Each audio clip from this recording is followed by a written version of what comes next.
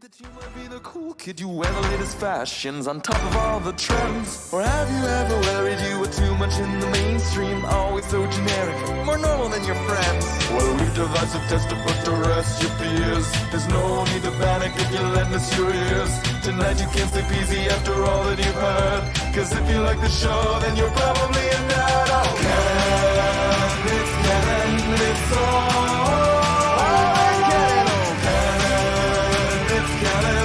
Tyler, Phil, and Boris. No Canon, it's Canon, it's all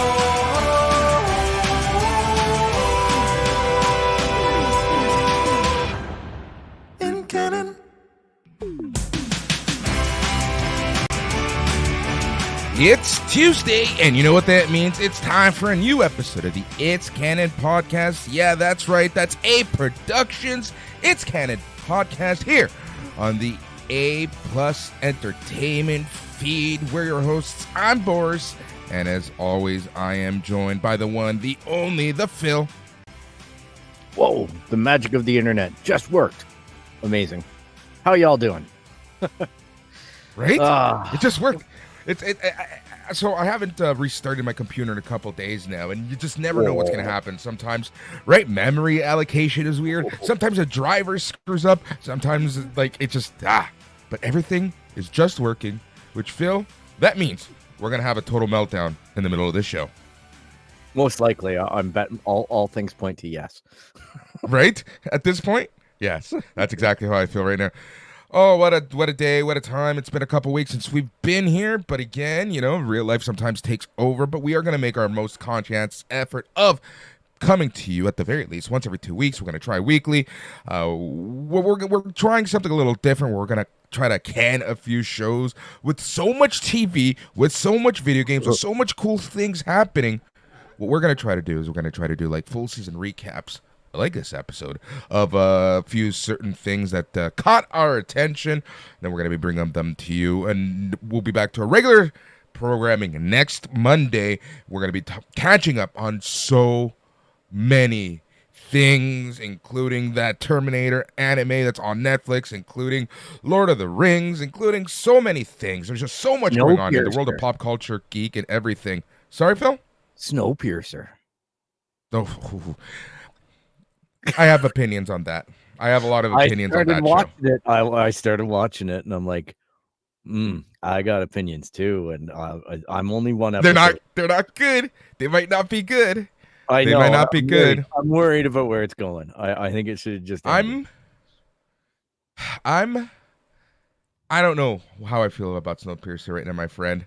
But we'll talk about that next week. We'll catch up on all things geek, all things comic, all things pop culture here on A+ Productions, A+ Entertainment's It's Canon Podcast. For those of you wondering, if you do go to itscanonpodcast.com, it actually just takes you to the A+ Productions website. That's where we are. That's where we live. That's where we do our shit nowadays here on the It's Canon Podcast. So, yeah, man. Phil, how's everything? I'm just thinking I haven't updated the show notes yet, so... I forgot to tell you. Yeah, everything's good, man. I've just been like super overwhelmed with like what you were saying. Life happens, right? The intention is always there. I know we'll get back at it with a regularity because it's that time of year. It's like the start of the new school year. It's days are getting shorter. Days are getting colder, which means that we get to hide out in our geek caves and do our thing, right, with the mics and whatnot. But let's be honest, Phil. This summer was so beautiful on so many different ways. Like, it was hot. It was hot and disgusting, but it was one of those summers that you really just wanted to enjoy as much as you humanly can. And I kind of feel like with just so much on the go in our personal lives, our parents, our grandparents, blah, blah, blah, blah, blah, and everything, siblings, you know, we've kind of wanted to enjoy that time. Yeah, you know, my away. Brother, he's been coming up just like yours. Yeah. And he's helped and rebuilt our deck, and then backyard has also become appealing to me because I bought one of those solo stove fire pits, just the desktop one. So I'm able to go out and I'm a guy that burns stuff now. Yeah, you are. I've noticed. Nice. There's nothing I like more than a good fire pit, man. Like, there's nothing, honestly, I love more than a group of friends around a Yeah. fire pit with a beer, just talking about life. Like, honestly, very similar to this show. If we can honestly do this show around your fire pit every single week, I'd be the happiest person alive. Yeah, it is feasible. Like, now that I have internet that works over my whole area wirelessly, it's an interesting, maybe next year we get to squeeze in a campfire episode. Might be a thing to do. Exactly. That would be a lot of fun to do, man. I know I've been meaning to go up and visit you for a weekend. Yeah, I've even got it set up so I take a 4K monitor outside and hook it up with wireless with a Chromecast, and away we go. Like, I watched TFC out in the backyard the other week. I watched, it's just been cool chilling out there. Speaking of TFC, how do you catch up in the 87th minute only to lose 3-1? Like, how do you let 2 goals in 6 minutes after you fight and claw your way back into the game? I watch baseball. Well, that on Saturday evening, Jays were just laughing their way to a win. I know, and that's something entertaining. to say the least, man. We got to talk offline about that soccer podcast. Might not be a regular thing, but I know our friend Chris wants to help. He wants to jump on board. I'd love it. I just, you know what? It was an interesting time the other day. I had a friend come up, and my close friends from high school and whatnot have no idea what you and I did with soccer and with Maple Leaf Sports and Entertainment and with TFC in general. And I started explaining some stories because this guy just loves hearing my stories. He's kind of crazy. But yeah, he was just like jaw on the floor about some of the stuff that we, we're involved in, some of the stuff we did. Not gonna lie, like, not all of it was mine. Like, I don't know, I wasn't proud of all of it, but it was a journey, right? And that's the way I look at it. I learned a lot about myself. I learned a lot about friendships, and I learned a lot about sports. Yeah, that's kind of how I felt, man. Funny that you even say that. I was having this conversation with a work colleague, a friend. He's a friend. I consider him a friend. He lives in Philadelphia. One of his friends is part of the Sons of Ben, but not the Sons of Ben that we know, the more current Sons of Ben. So, for those of you who don't know, Sons of Ben are the supporter groups, and that's what we're talking about, the supporter group and the supporter group culture and the supporter group movement here in MLS, which is super important, not so much from a grassroots point of view. It is, but the reality here in North America is that the MLS uses these supporter groups as a marketing tool. So they try to chum up to the supporter groups as much as possible. A lot of Phil and mine's interaction with MLS and MLSE, being the owners of Toronto FC here in Toronto, is one where, we caught on to things really quick on how they wanted to treat us, and there was a lot of back and forth. There was a lot of ups and downs where, they tried to show us the carrot, but we were the ones who showed them the stick. Yeah. That's a good one. Yeah, I'll never forget that. That was a good league meeting, that one. That was when we realized Columbus were kind of cool. Their support. And that's when I realized that a lot of the other groups have no idea how much they're being used. And then they get it, turn around and get mad. It's like, no, you literally signed your souls away.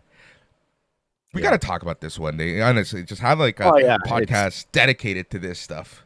I think it could be, you could just take periods and have podcasts on just certain years and reflect on that. And I'm sure there's a lot of people who find that interesting out there because, So back to what I was saying, and I was explaining how the way that this, like what we did, having dinner with Tim Luecki, major sports, one of the most major sports executive in history of sports, just casually.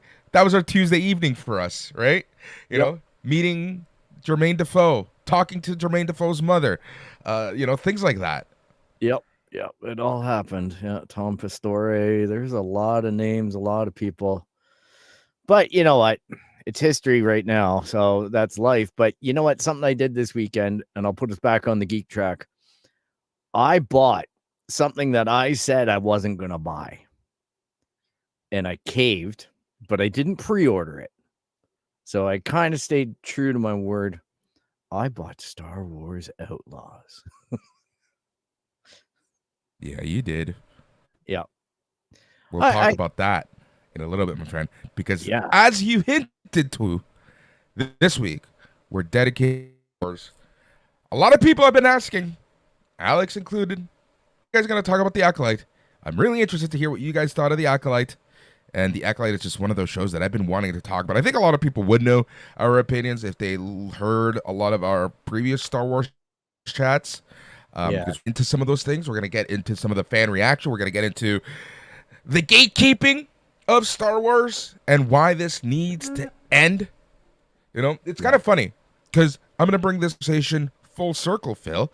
It honestly sometimes feels like the gatekeeping that happens with soccer and sports here in North America. Yeah. It's, you know, you're a supporter and you're not a supporter. You're a fan.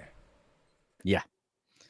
There's these different levels that people try to introduce to separate groups and separate people by saying certain hurtful or mean things in order to differentiate themselves and put themselves above others. And that's exactly what happens in the sports culture that we were in. And it's the same thing that's happening within the Star Wars culture. I don't know if it's a male idiot thing or if it's other groups too. From what I can see on my travels throughout YouTube, it's not exclusive to guys. It's dominated by guys, but it's not exclusive to guys. It's just a really interesting backlash. Actually shocked, Phil, with The Acolyte. Maybe it's my algorithm. I don't know, right? And I hate how especially my TikTok algorithm is so ruined right now. That I don't even know how to get it back to normal. So that's why I'm very careful, as we talked about with Rob last time. I'm very careful with YouTube and how I go again use YouTube, because my TikTok is just so ruined. And I just found that there was so much negativity with young females. Yeah. And females in general, and The Acolyte. It was very interesting. Like, I don't know if it was more or less, or if it was my algorithm. I also think that part of it is the algorithm's fault in terms of rewarding negative clicks. You know what I mean? Like rewarding the controversy and promoting the controversy as the clickbait versus someone saying, I really enjoyed this. You know what I mean? I know I'm not in the camp that I can say that everything The Acolyte did landed well with me. The show had its struggles. Fact of the matter is, the show struggled. But I can't, to your point, I'm not ever going to say I'm disappointed they even attempted the show. I think it's a great thing to try and expand your audience with Star Wars. Because Star Wars is for everyone. I know it's corny, but it's true. And that means that you're allowed to pander to different audiences, because guess what? The OG trilogy guys like you, like myself, we're going to peter out. And then there's going to be the prequel guys are going to get to our ages and whatnot. And then it's going to be the sequel saga that becomes big and dominant in Star Wars. And it's okay to pick up passengers along the way. I expect nothing less from Disney. And for some reason, all these people are now forgetful of all the hate that got piled on George Lucas during the prequels. And they now seem to be doing the exact same thing to Disney. And somehow remembering with rose-colored glasses that George was perfect. No, he wasn't. He was far from it. And he'd be the first one to tell you that. But remember, this is now a new generation from the generation that actually watched The Phantom Menace in theater. Yep. That's a big one. Just remember remember how the issue excited is that we were, and then but part of that issue is that those are the fans that are rejecting the new ones. The same as the OGs rejected the sequels. Like it's amazing how it's repeating. And I'm not saying all prequel fans are doing it. I'm not saying that about anybody. I'm just noticing my algorithm, some of the people like Star Wars Theory and people like that are the guys that are pushing a lot of negativity towards the Acolyte and their fan bases. If it's not them, it's maybe some of the people in their comments section. And I'm not going to say all. I've got friends who watch Star Wars Theory. I watched them for years until I got fed up with just kind of the attitude. It was just too much. But that's the way I see, the Agreed. fandom rolling, is that we're repeating ourselves and not learning the lesson. And I think that now it's most hilarious when the OG fans like myself or the ATG podcast Across the Galaxy, they're coming to the same moment that I am as Gen Xers that are saying, let everybody in. Who cares? I don't want to watch every single thing that's Star Wars. If there's a kid show with blue Ewoks, there's a goddamn kid show with blue Ewoks. That's fantastic. It's not my business to sit there and object and gatekeep and tell people what they can and can't watch in a universe that's far, far away, in a galaxy far, far away, a long time ago. It has nothing to do with what's going on in today's world and everything to do with what's going on in today's world. Get over it. It always has. The stormtroopers and the Imperials were always representative of the Nazis because that was the stuff that had influence over George. Right? That's the way it is. It's always an allegory. Right. And we're going to get into this in a little bit. But what kind of made me laugh about Star Wars, and you've seen this a lot recently, and especially with the Acolyte, is people saying, this isn't canon. This isn't the way that it worked. Do people honestly forget that the Legends isn't canon anymore? Yeah. Like they're rewriting things. Like what's happening in front of our screen, on our screens, in front of our eyes, that is the new canon. Yeah, it's killing me because exactly this is a whole area of canon that isn't defined. Then you get guys, again, I'll cite them, Star Wars Theory, complaining about Andor having bricks because there's no bricks in Star Wars. What? Like, come on, buddy, get over yourself. This is Star Wars. Like, there was bricks in there, I'm sure. They wore shoes as well. It's a thing that happened. Yeah, but exactly. It blows me away as well that they sit there and they make the biggest noise about the Jedi Master that was the one in the Phantom Menace that said there hasn't been a Sith in millennia or whatever, right? And he's the one that's so close to the Sith at the beginning of the series of the Acolyte. And then they were all upset over his lifespan. He couldn't have been that age, or they don't have that lifespan. And they're citing non-canon material for that. So Disney gets to retcon whatever the hell they want because that's now canon. And secondly, he never heard the word Sith or saw. Or certain... Yeah.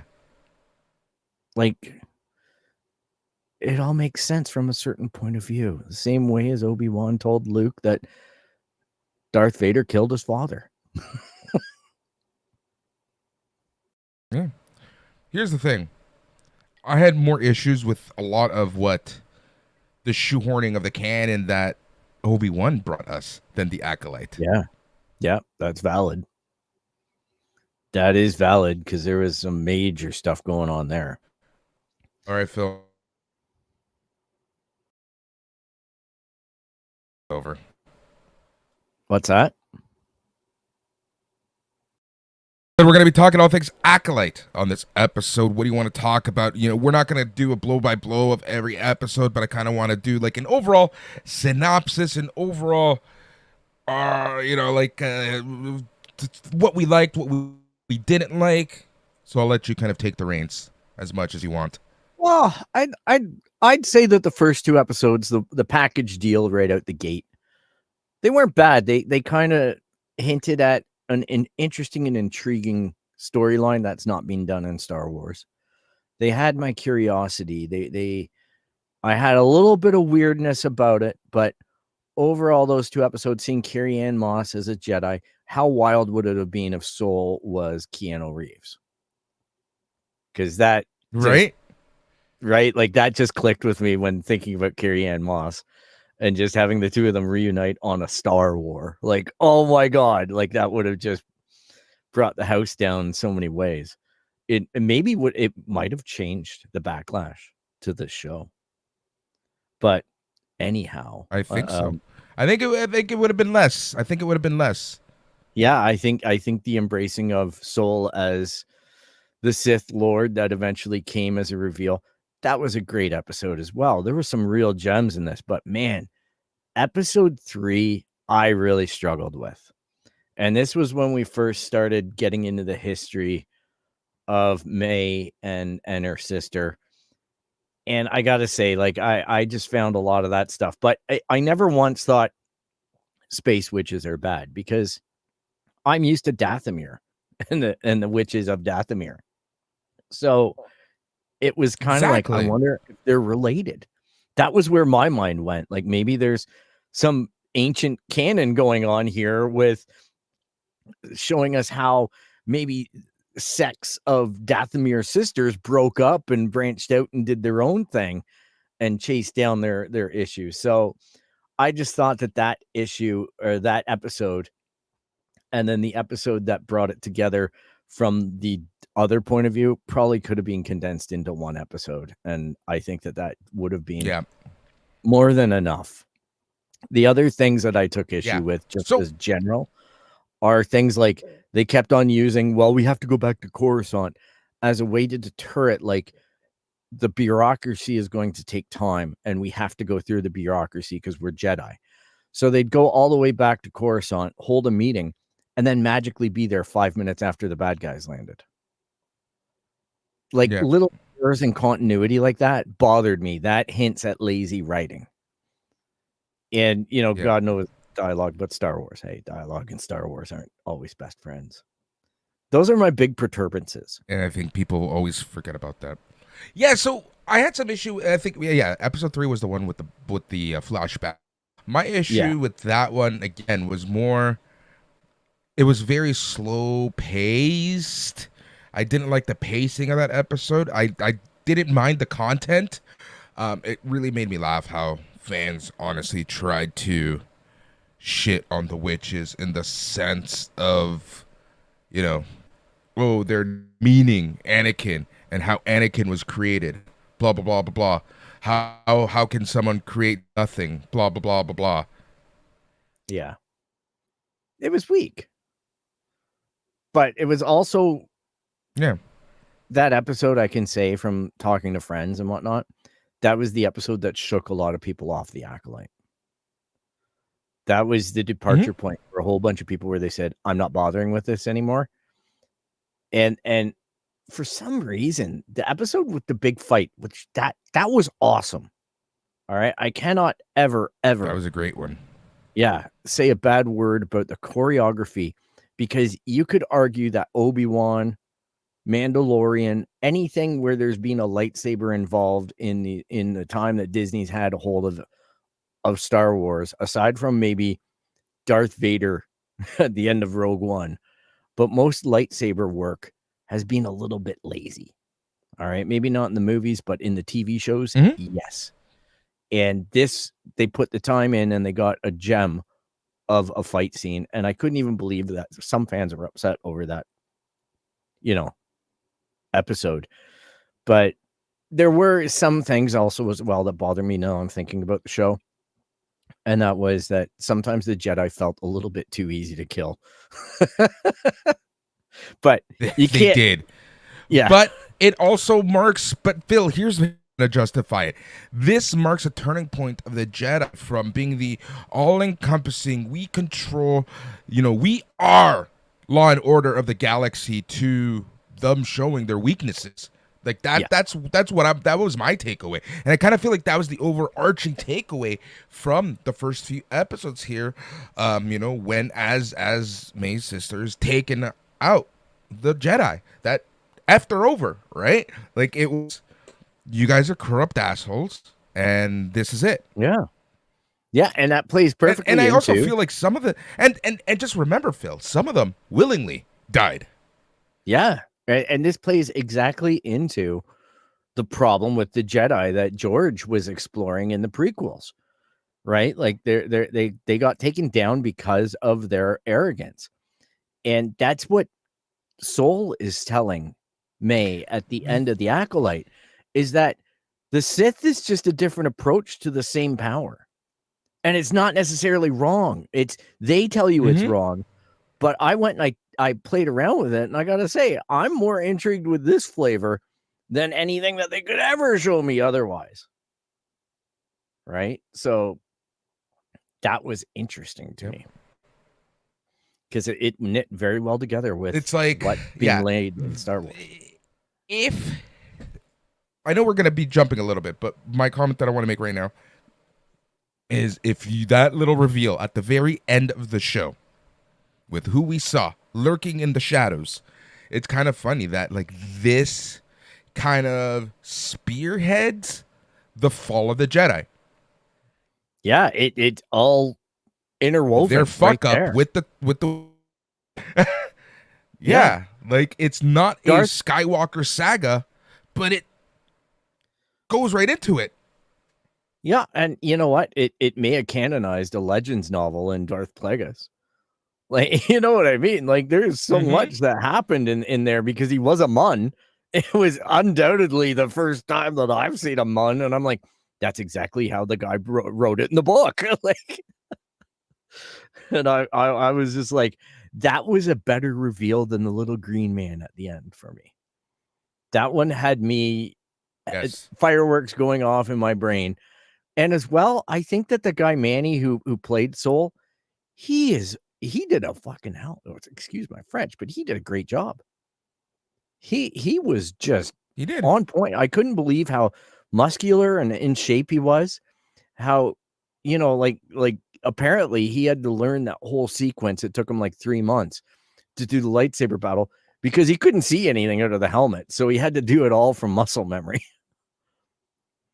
So I have a lot of respect for a lot of the performances put on. I do want we're talking about performances right now before we move to the second half for the series. Amanda Stenberg, you know, I think she did an excellent job of playing both parts. I don't understand all she got. You know what I honestly feel? This is this generation's Ahsoka. This is this generation's Jar Jar Binks, where these characters and these actors are going to be legends in about 10 years. Yeah, I think that even Daisy Ridley and Rey experiences a lot of hate and feedback because of her portrayal in Star Wars, and she's just starting to get her head around it now. After taking some time away from it. Amanda did a fantastic job. And I think that it's really difficult to play two characters, and she pulled it off. It was believable enough. I'm a little bit annoyed with the cutting of the hair with the lightsaber. That's nothing on her.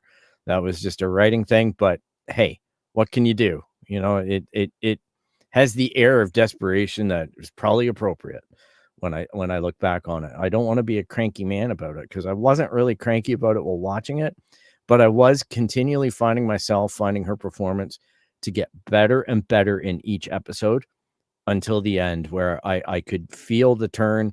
It was very much a cathartic moment, very reminiscent of the turning of Darth Vader and getting into those emotions and getting into that power that she holds with her connection to the Force.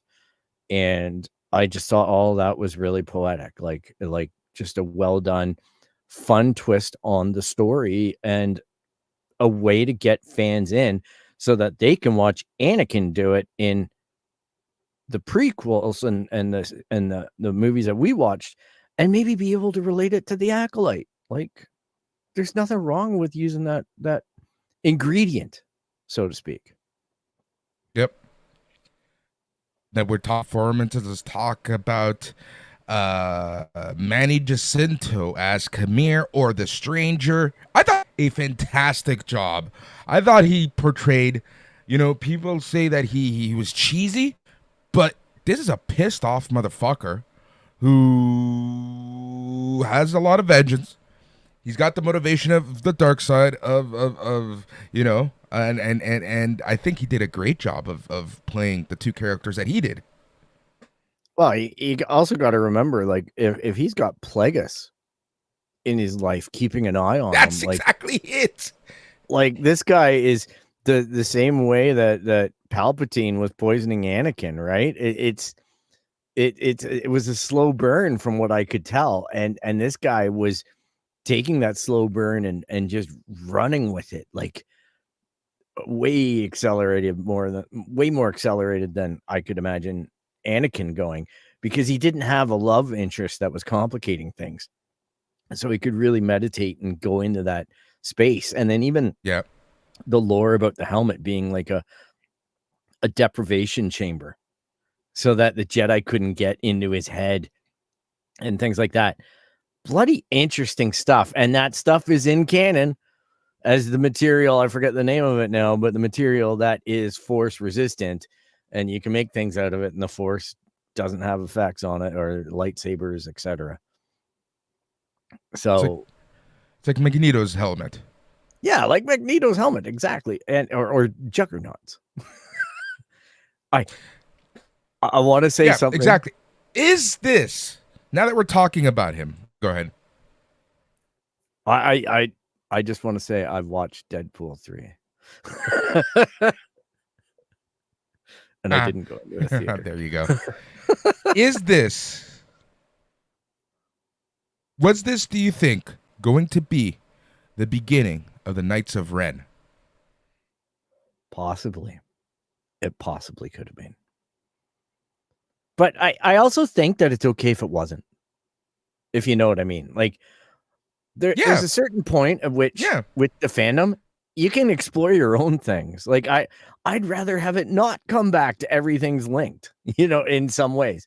It was enough to just see Plagueis and Yoda. You know what I mean? Like, I'm just like, okay, we had 2 really good cameos there. We had the Jedi at the beginning. I really didn't need much more than that. It was just like, yeah, okay, you got Star Wars blueprints on you, but you got the fingerprint. But I just, go tell your own story. Go be in your own world. Make me excited to get New Republic novels or Old Republic or whatever we're calling it. You know what I mean? Like, make me excited to go read those books or those comics. Like, scratch something in my head that tells me, it was kind of fun seeing Ventress's weapon. It was kind of fun seeing Manny with the multiple lightsabers and, all that kind of stuff. Like, everything was interesting. And it wasn't just all like everybody's got a blue or a green one and away we go. There was some fun variations on it, and those things are canon. They've been in other books and things like that under Disney. I just thought that was the flavor that I wanted, but I found it was interesting that I could see the fan base getting excited over the speculation that maybe it's Knights of Ren, the beginning of the Knights of Ren. And I'm just like, yeah, that's kind of cool. Like the same thing with, I don't know if you've seen the newest Star Wars sets, but there's a new special coming up in September called Rebuild the Galaxy or something like that. And it's basically a what if Star Wars, but with Lego. And the new set is the Dark Millennium Falcon with Jedi Darth Vader and the Lebowski, the dude, Luke, Darth Ray, and Darth Jar Jar. That's awesome. I heard about the Darth Jar Jar stuff. He was in the commercial as well for it. But this is something, I think it comes out at the end of September on Disney Plus. So the Millennium Falcon's like 230 Canadian dollars. And it's a full-size black Millennium Falcon. And then they also released a Jedi Bob Starfighter. Which Jedi Bob, that's awesome. An extremely obscure reference to an unnamed Jedi that they put in an early pack back in like 99 or 2000. And he just was an unaccredited Jedi, and he became Jedi Bob. Amazing. All right, let's jump back to the Acolyte. Let's talk about kind of like, we got the reveal of the Stranger. He's a villain. May is up, going up and down with all of her emotions. We get the backstory of the witches and the witches creating something from nothing. Let's talk about the second half of the show, Phil. Yeah, I think the second half held a lot for me. Like I've been talking about, I just think that lightsaber fight What was it? Episode 6 or 5? I think it was episode 5. 5. It Yeah, was 5, 5. I think. It was fantastic. It was a great gripping episode. My only complaint about the episodes, I wish they were a little bit longer. Yeah. You know, I'm always going to have that complaint about Star Wars, and I don't want filler Star Wars.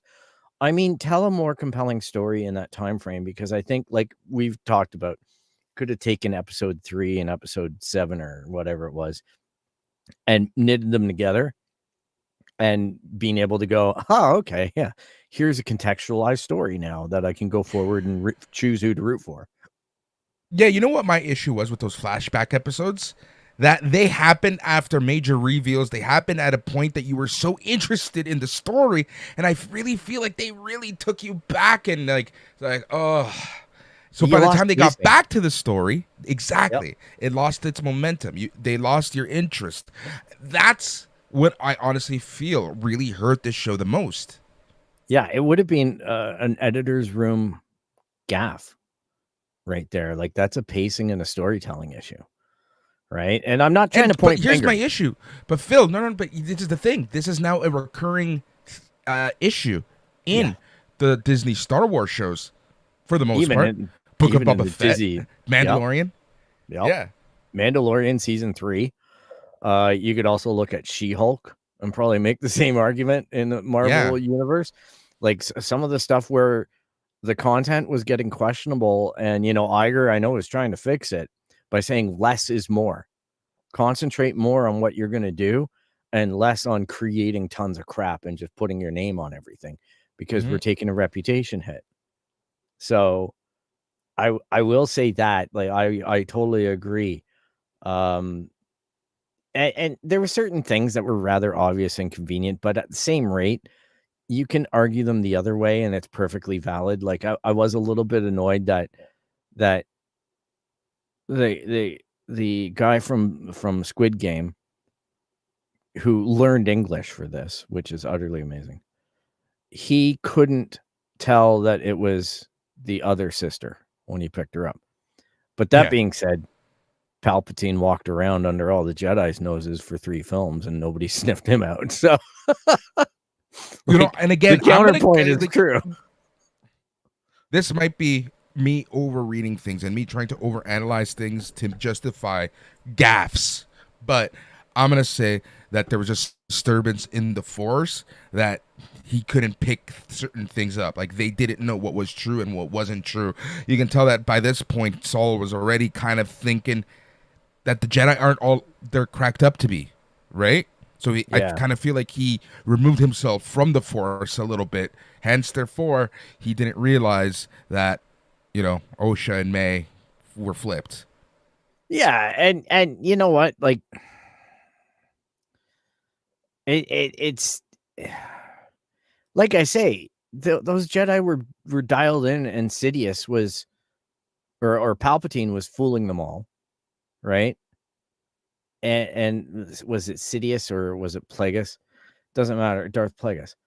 But Darth Plagueis is involved here too, right? You get the feeling that there was somebody in behind pulling strings now, that maybe it wasn't Annie. You know what I mean? Maybe it was someone else on a different level fooling the Jedi, or using the Force in a specific way to mask certain things. And that's where I'm like, if I don't know, I'm not going to complain about it. It's just, I hope they explain it somehow in a book or something, which is, for everybody who's upset over the fact that there's no season 2, which is unfortunate.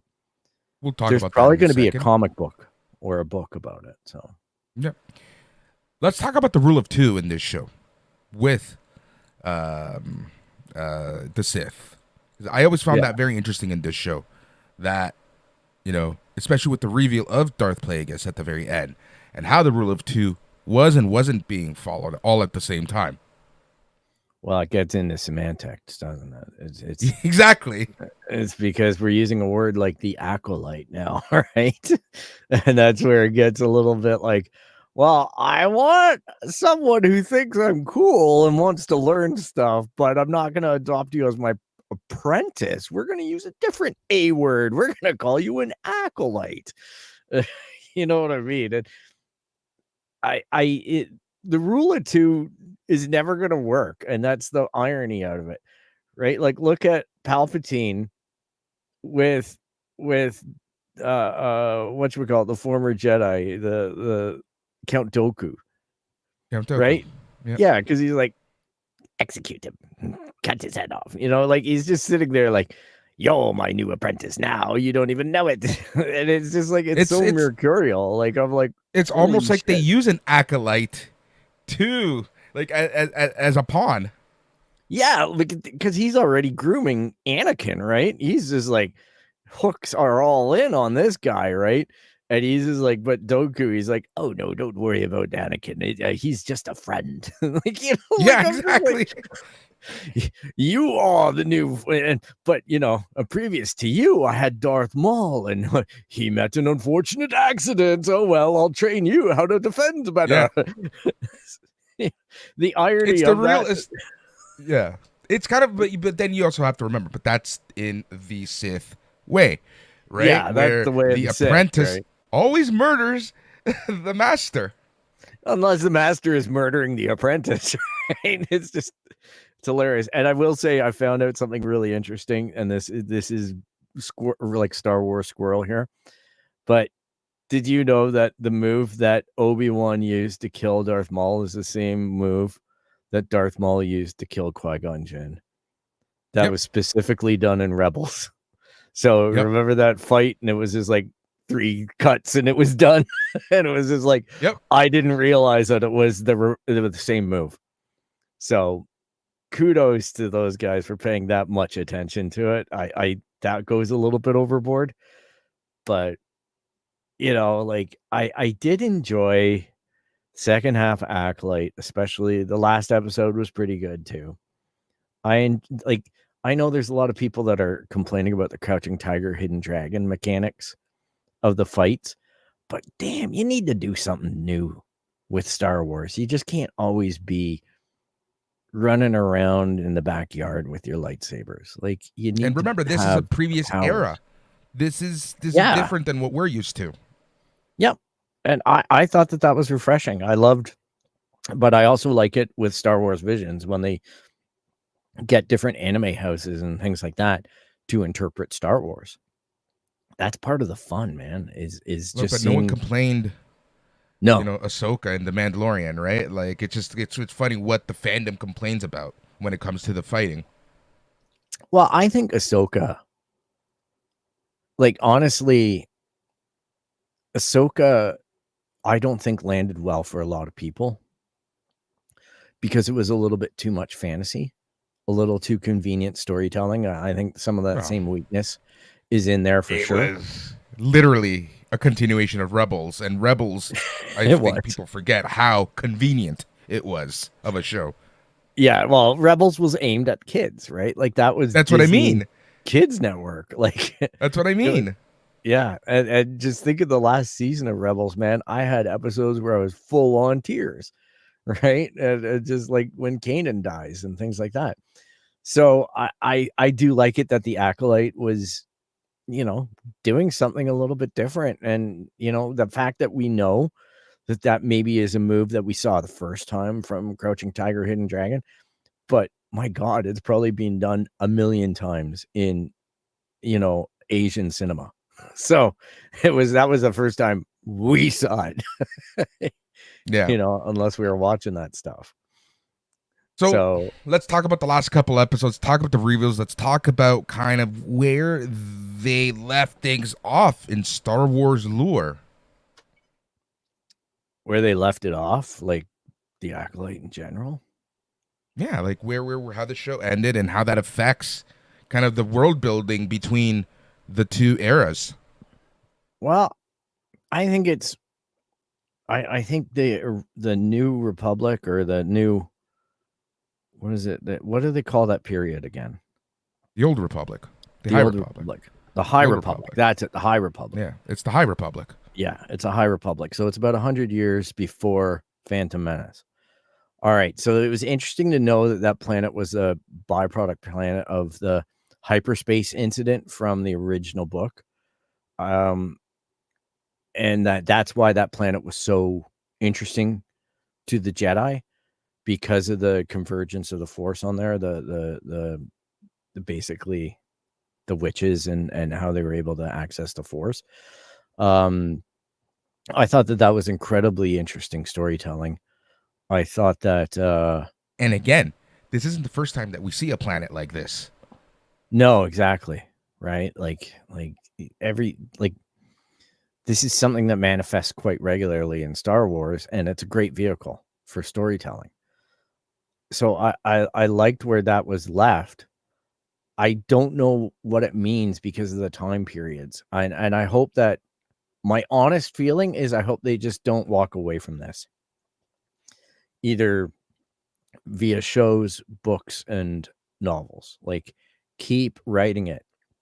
I know people who have High Republic or the tattoos, everything like that from this era, and they're committed to this. And God love them. Like I hope to one day be with you in that journey. I hope that I find the thing that ticks my box and just goes, you know what, you need to really invest in getting up to speed or whatever. But the few things that I've tried to read, it's just not been for me, and that's okay. But remember, a lot of the things that come from this era, similar to this show, in a sense, are aimed at YA, right? Yeah. They're aimed at a younger audience. Yeah, and that's good. You know, like, honest to goodness, I could see one of my friend's daughters, this being a show that she would really like. And I think that that's wonderful. I think that's just fantastic because of her sense and sensibilities, her proclivities, her overall demeanor. This would be something that would appeal to her. She enjoyed Age of Dark Crystal and things like that. Like, it's just, it hits that audience, and it knew where it was aiming. Yep. And, you know, the reaction, screw these guys, these gatekeeper, you know, prequel guys or whoever's doing it. It's like, I respect that you didn't like it, but, you know, the fact that they're going around celebrating its fail on people who do like it. Yeah, like, just stay in your corner, stay in your lane, right? I don't go out there and try to pick fights about it. I just go, oh, you have a different viewpoint than me. That's great. But pretty much everyone dies in this show. Yep. I think the biggest major takeaways from this show is, like you mentioned, the appearance of Yoda, who, very interestingly enough, you know, it just like, let's talk about Yoda. Let's talk about Yoda right now. They tell Yoda the story. They tell Yoda what's up. He's kind of curious, but you think, and this again goes to show you just how stupid the Jedi Council was by the time that, you know, the prequels happened, by the time the Phantom Menace happened. Like, they've been given so much evidence that there's something cooking behind their backs. Yep. And even Yoda falls victim to this. And how do you feel about Yoda kind of falling victim to this? Because in the prequels, he's like one of the few, him and Mace Windu were one of the few who were like, something's going on here. Yeah, but you have to remember, though, too, right? Palpatine fooled Yoda. Mm-hmm. All right, so Yoda became wise to it after the veil was nearly off, right? Like, Order 66 happened, and then he was just like, oh, shit, right? Like, the fucked Wookiees we are my are. friends. Yeah, fucked we are. The Wookiees are my friends. They will protect me, right? So I just look at it and I go, all right, so Yoda's there, and if I remember correctly, it's the green girl telling him something, right? Yeah, it was Raw, Vernestra Raw. Venestra. Something's rotten in Denmark with Venestra. That's all I'll say. I don't know what she's telling the little green dude that we all love, but it's probably going to be like, Master Yoda, I'm having an issue with Saul being a dick. You know what I mean? Like, I'm thinking that she's going to throw everybody to the wolves to protect her secret, because it's her secret that was the one that created this situation. What secret is that? Let's just spoil the beans on this one. I think it's important to understand that because you're coming to the point I'm trying to make. Well, you go for it. I'd love to hear it. I've Well, honestly, I have thoughts. I just think that it was all to do with the little storyline that they uncovered in that 8th episode with Ventress or whatever her name is. I say Ventress because I want to call her Ventress from Clone Wars, but yeah, Venistra. It's just there was so many things all the way through that show where she was the one that was like, "No, I don't want you to go look into this." And then, like when Saul gives her an argument that absolutely stands for it, then she goes, "Okay, be discreet." And then you know what I mean? Like she had red flags on her all the way through this thing. She was always the one to say, "You have to come back to Coruscant. We need to council meeting this. We need to brainstorm it, but we have to present it this way." Right? We're not allowed to go in there and start saying, "There's a freaking, dark Jedi or Sith running around here," And she's just like, "No, I just think May might be having a problem." And it's just discreetly take care of it. There's nothing to see here. I honestly think that because it was essentially her fault, like you said, that all this happened, right? Like, she's the reason why all the Jedis died. She's the reason why the witches created both sisters. She's just covering her own ass, like you said. Her ass.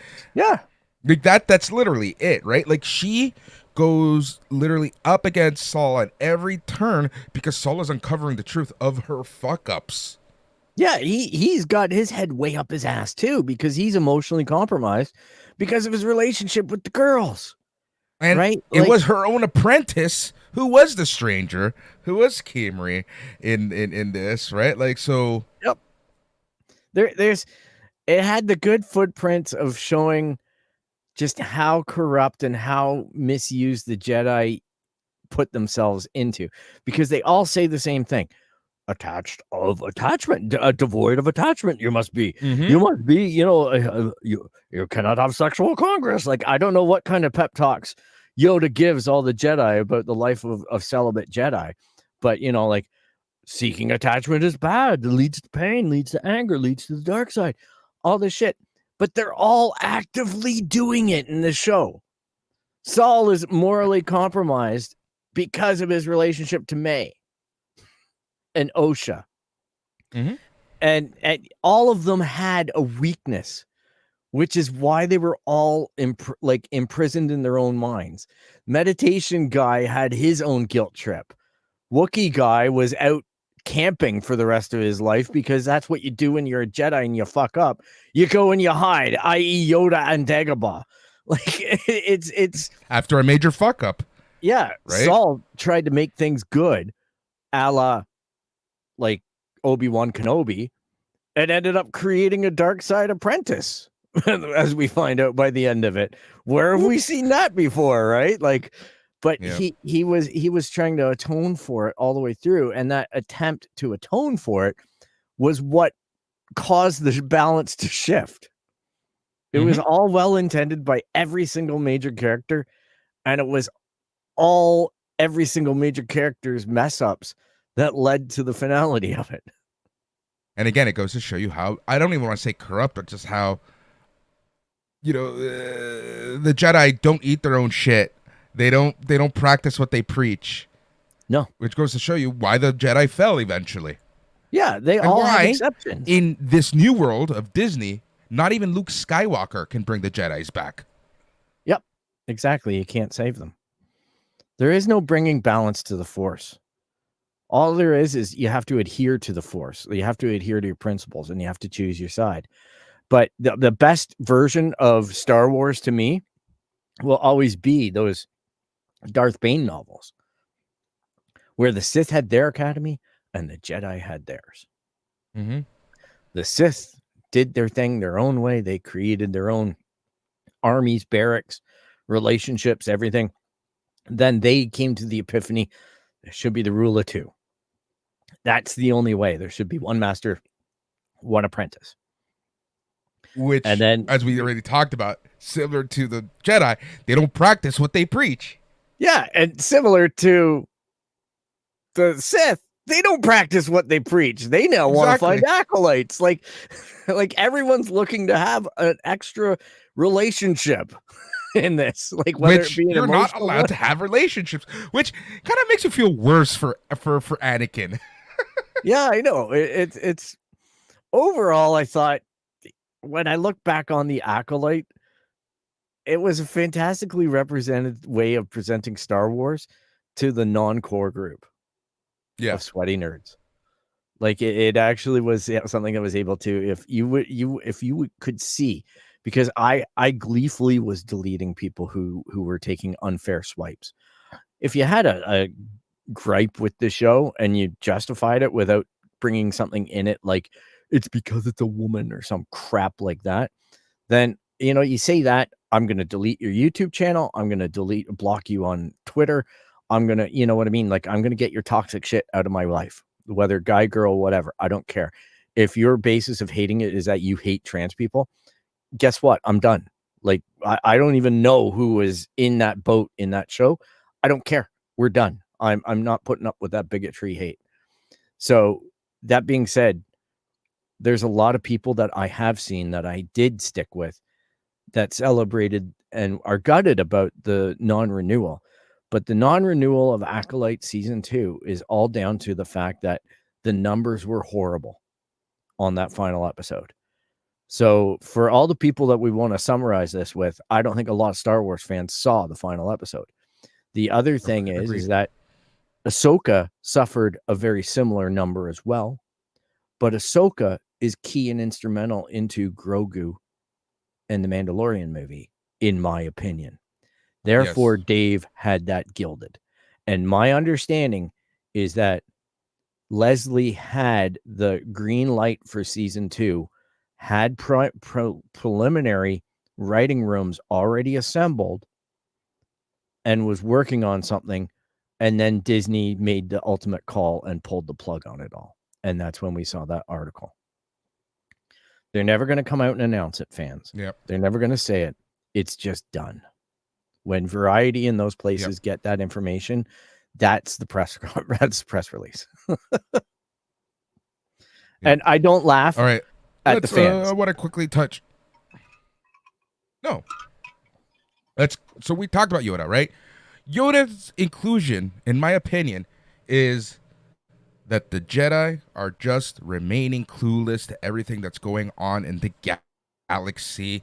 And what, like we just said, right? Vanestra, she's linked to lie. So that's why Yoda was there. It's a way to connect things. Very similar to Kiadi Mundi being in it, right? It's like they needed some sort of a connection, whatever. Let's talk about they introduced the Muns. We got a bunch of witches. And like I mentioned earlier, we got creation of the twins from nothing. Was this an act of Darth Plagueis practicing for the future? It could have been. Now we have no idea. Like, that's where a season 2 would have been great if they would have went there. I don't know that, because at that point, you know what? You may as well call the show Darth Plagueis. But it really is like, you have to question a lot of stuff around everything that happened because of his appearance. I got a question. That's what I mean, right? Yeah, like it's a wild card. You know, we know that Yoda's going to be led astray, and we also know that we don't know if Darth Plagueis is just looking at Manny. You know what I mean, and just observing him and going, maybe my next apprentice will fall down a well, and this guy will come along because I sense the Force in him. I don't know what attunement he has, or if he's just kind of like this guy that is like Yoda to Luke and just, oh, hi, I'm a Mun. I don't know. Or he's the guy that's going, like, or just manipulating him from a distance or even firsthand and giving him lessons. Plagueis could have just been studying the twins to see how they got created from nothing so that he can take that knowledge and try to use it. Yeah, make an Anakin. Yeah, that's exactly. But hey, but what did you think of turning the lightsaber live TV? Like the I turning of the lightsaber from blue to red, like the bleeding. uh, I think that's the first time we've seen it live action. I think it is. I think it is. I know. Sorry, I know as a fact it is. It didn't bother me too much, right? No, it was fast. That was the only thing Yeah. that I remarked on is it's fast. But Yeah. as well, though, it was her drinking in the dark side, right? Like actually having the words in her head and the experience of the helmet and everything like that. It was her trip in to face Darth Vader, and she enjoyed it. Just like Luke's turn to go face off with Vader in Dagobah. That was her in Dagobah moment for me. Mm-hmm. I agree. I agree. But yeah, man, it's interesting. Like these are some of the things that, like you said, I feel like season 2, Vernestra would have gotten her upcomings. I think Yoda would have been still kept in the dark, and I think that we would have learned why Plagueis showed up, whether he was actually orchestrating anything or he was just literally lurking in the shadows to see how you do this for future use. Spoiler alert, he creates Anakin. So, you know, it was Plagueis all along. That's the thing, right? It was Agatha all along. Yeah.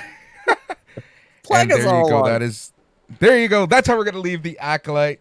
Overall, I enjoyed it. If I was gonna rate this, I would rate this a 7 out of 10. How about you? I'd say it's a 6 for me.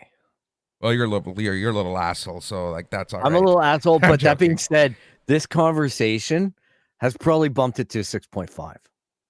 This conversation actually did bump it from a 6.5 to a 7 for me, to be honest. Okay. Yeah, because there were epiphanies that, to be honest, people, I'm going to come full clean. I couldn't watch it a second time. And it's not because I hate it. It's just there's too much occupying my ocular cavity right now. Like, I've got too much in front of me. I just spent an entire weekend in Outlaws. So I haven't touched the game yet. Phil, the floor is yours. Talk to us about Star Wars Outlaws, your experience with Ubisoft's foray into the Star Wars gaming universe. Okay, full disclosure, me and Ubisoft, we have a checkered past. All right. I think every listener of the show knows this, and I love it. Yes. But I will say this. I played the living crap out of Division 1 and 2, which is the team called Massive that made this game. So immediately I'm like, oh, hello there. Right? Like I'm just like, yeah, like, hello there. Come on in, have a seat. Have yeah, a stogie, pour a drink, kill some people. So it was just kind of like, okay, I get it. Now, I will say this, like it's basically very slanted towards stealth-based tactics. I am not a good stealth-based player. I am a tank. All right. So I like to kill things and yell and make things blow up when I play video games. And this is making me sneak and do stuff. But I dumped it down to story mode because I like to enjoy the money I just spent. All right. Yeah. I don't need to sit here for 2.5 hours figuring out how to ping some guy in the head. So I have my auto assist on. I have all that stuff enabled. I'm just looking to get a feel for, does it feel like Star Wars? And I got to say, after playing the opening bit for the past 2 hours, which took way longer than it should have, but playing that and playing a little bit into the game, riding around on a speeder bike, I haven't experienced the ship mechanics yet because that was like a cut scene when you get the ship. But overall, I got to say, I'm happy with it so far. Okay. I think Nyx is a fantastic game mechanic, the little animal friend. I think that the character, if your complaint about the character is she's ugly, you can go wherever the hell you came from and just don't come back. She's just an average looking girl who's living the life of a scoundrel on that casino planet from Rise of Skywalker. And Last Jedi, remember with the I think that animals, irked right? people right away, right? The gatekeepers were irked that we have to Yeah, remember about, the Return of the, or the, the Last middle Jedi. one, Last Yeah, Jedi. yeah. So, honest to goodness, I actually thought that that was really interesting because you get to see what the slums of that place are like, Hmm. and you get to see how they idolize the area with the casino and everything in it. But the people who live there, they don't live that life. That's the off-worlders come there, and It's there's like a lot of Vegas. yeah, it's just like Vegas. So there's a lot of mechanics with building your reputation with the different like syndicates. So I'm just starting to get into that aspect of the gameplay where I'm going to need to start to find the syndicates and decide if I want to work with them or work against them, build up my reputation with them, get the perks. Or, building your reputation with one might come at the cost of another syndicate. So Hmm. there's a lot of different mechanics in that. So far, I'm impressed. I think that there's a thoughtful game there. I am a little bit frustrated with. I'm glad I didn't pre-order it because number one, the minimum pre-order to get 3 days early access, which this is why I get mad at companies like Ubisoft because that's a shitbag thing to do. 143.99 Canadian. That is a ridiculous amount of money. And then they didn't do it with the Xbox version, but they did it with PlayStation 5 and the PC. Some PlayStation 5 and some PCs. They sent an email out on Friday telling people that there's a game bug that's going to cause you to crash. And to fix it, you have to upgrade to this patch and that start the entire game over. So Yep. functionally, $143.99 plus tax would have gotten me the benefit of being a beta tester. Yep. Test your games, Ubisoft. Don't do that crap. If you're not ready for early access, then don't do it. Learn a You would page think that, from Cyberpunk. yeah, you would think that Disney would step in and say, "Look, don't piss off our customers." Yeah. Well, I don't know how many of the customers there are. Like the negativity surrounding this game. There is a little I bit of know. a positive vibe that's starting to emerge, but man, it's the fan base and myself. I'm in that fan base. We get so drowned by the constant negativity that I'm almost afraid to speak up sometimes. No, I get, man. I get you, man. Something you haven't touched on, and something that I saw on TikTok a lot. I spend a lot of time on TikTok because, like I say, that's where a lot of pop culture happens nowadays, right? That's where I kind of get the feel of and the general consensus of certain audiences for certain Fair. things.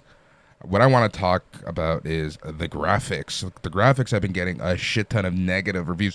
People are saying, "Oh, this is no better than a mobile game." What do you think about the graphics? And does that matter? I think they're fine. I honestly, I look at the landscapes. I look at the flowing grass. If you're going to tell me to be excited about Ghost of Tsushima, which is an absolutely beautiful game, 100% beautiful game, I'm just as impressed with this. It's just like playing, to me, Valhalla or any of the other recent Assassin's Creed games. It's got the same fidelity. Massive did a great job, in my opinion, because the Division was always a highly detailed environment. Glitches happen, but that's open world, right? Like I haven't had anything crazy happen. I think Nyx once did a jump up and down that was like a glitch. Okay. Like I've played I've played Cyberpunk 2077. I've seen glitches, let me tell you. And Yeah, we know it was glitches, we know it's and you played glitches. that early. Yeah. So I'm just like, you know what? I'll cut it some slack, some real slack here. I think it's only going to get better. And I don't think that there's anything wrong. There's some draw in and pop in issues in really large environments. My biggest complaint about the game would be the one that I've seen other people mention. And that is that the stealth mechanics are crap. You can take somebody down and not alert someone else that it's in full plain sight. It's honestly, just man, an there's only area of one effect. game there's one game and only one game that Metal Gear. does stealth right. That's Gear. Metal Gear. Yeah. Period. Your line of sight and no, like that other guy doesn't react until you're within the sphere and things like that. And it's all well marked. And I love the mechanic of it is part of the stealth thing. You get Nicks to go and eat their face while you go and you belly gut punch them until they fall. And it's a fun dynamic to just sit there with the controller and go, okay, Nicks, go do your thing. And then just go up and just sucker punch the guy. But I am finding that, okay, there's really no diversity of weapons. You can pick up any weapon, but it's like the weapons are made out of butter. The minute you do anything else, you drop that weapon. Yeah. So your functional only weapon is your pistol, unless you're just really in a firefight and somebody drops like a good rifle. And the combat on the bikes is a little bit stupid. The AI just keeps on circling around. You get off your bike and you just shoot them, and they don't know what to do. So there are some polishes that I no doubt will get fixed. You know, it's early days. And I know Ubisoft will tinker, but at least it's not. What was the one? There was one Assassin's Creed, the one in the French Revolution that was just completely garbage. Unity? Syndicate. Was it Unity? Syndicate. Yeah. Syndicate was like, you could go to the dollar store and buy Syndicate on CD because the game didn't work. Yeah. It's $3 at the dollar store, and I paid like full price for that. And I'm like, those marks are still there. Yeah, exactly. So out of 10, what would you rate it, my friend? Well, having not finished the game, still being very early on, I would say, you know what we'll do? Give it your early review. When you're done, we'll talk about it again. I'd give it a 7 right now. And that would be comparing Jedi Fallen Order and Jedi Survivor. Those two I hold as probably a 9 out of 10, and Survivor is a 10 out of 10. That's the bar, I think, right? I think the bar is the 2 EA games so far. Yeah, those two, not the Battlefronts, but those two for me. Fuck Battlefront. Yeah, Battlefront's best. But and I'm also enjoying, like I've been telling other people, I've been enjoying some of my retro gaming, like Aspire, which they did a terrible job with Battlefront. They had done a re-release of Bounty Hunter on PlayStation 5 and maybe Xbox. I'm not sure which platforms those were on, but they did a re-release of that, and they fixed the controls so you can actually play the game. And they updated the graphics. So there are some good Star Wars and good old Star Wars games coming out. Yep. All righty, Phil. You know what time of the week it is. I sure do. You've been listening to the It's Canon podcast, the podcast where we talk about everything and anything this week. A lot of Star Wars. And my feed's all messed up. So I'm just going to say, go to www.itscanonpodcast.com to catch up on what's going on, and it'll bring you to the A+ Productions page. You can find us basically on any platform. Anywhere where you look up It's Canon Podcast, we are there. You and have to actually look up A+ Entertainment now. A+entertainment.com. Yep. Excellent. A+productions.com. All your podcasting feeds, look for A+ Entertainment. That's where we are there. Because A+ Productions split up into A+ Wrestling, where you get all your wrestling, A+ Sports, where you get all your sports, and A+ Entertainment, where you get all your pop culture and geek needs. There we go. And remember, you can find us on YouTube at It's Canon Podcast. Yep, you can still find us on It's Canon Podcast. Yep. So thank you so much for joining us, and be sure to tell a friend. You want to talk about Star Wars this week? Tell them we're here. Exactly. Thank you so much for that, Phil. We'll get it together. We'll get our shit together. Next, we're going to be talking all things comic words. We're going to use it kind of as a catch-up week.